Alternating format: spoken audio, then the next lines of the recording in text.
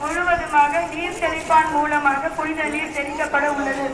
அதற்கான ஏற்பாடுகளை நிர்வாகம் செய்திருக்கிறார்கள். ஆகவே எல்லோரும் நீங்கள் எங்கு இருக்கிறீர்களோ அங்கு இருக்கின்ற இடத்திற்கே நீர் தெளிப்பான் மூலமாக புனித நீர் தெளிக்கப்பட உள்ளது.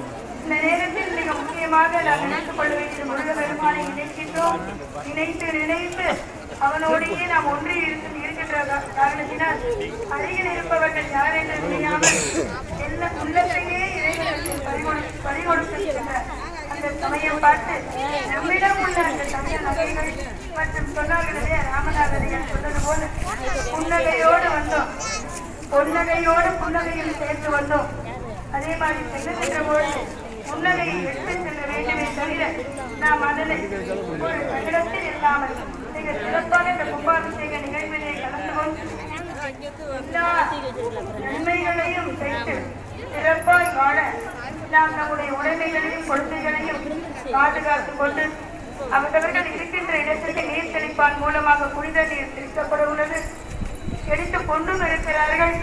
3 வீதிகளுக்கும் ஒன்றாக சேர்த்து ஒவ்வொரு இடத்தில் இருப்பவர்கள் காட்சியை பார்க்கணும். இது அற்புதமான காட்சி. இது வாழ்நாள்ல எல்லோருக்கும் சகல செல்வ யோகமிக்க வாழ்வு அமைய வேண்டும் என்று பிரார்த்திக்கிறோம். அதாவது மேல பார்த்தது விமான கும்பாபிஷேகம், கீழே பார்க்க போறது மூலாலய கும்பாபிஷேகம் பேர். இறைவனாகிய மூலவருக்கு இப்ப அபிஷேகம் நடைபெறுகிறது. பரிவார தெய்வங்களுக்கும் மூலவராக திகழ்ந்து நமக்கெல்லாம் அருள்பாலித்துக் கொண்டிருக்கின்ற பள்ளி தேவன் சேனா சமேத சுப்பிரமணிய சுவாமி சிறப்பாக நமக்கு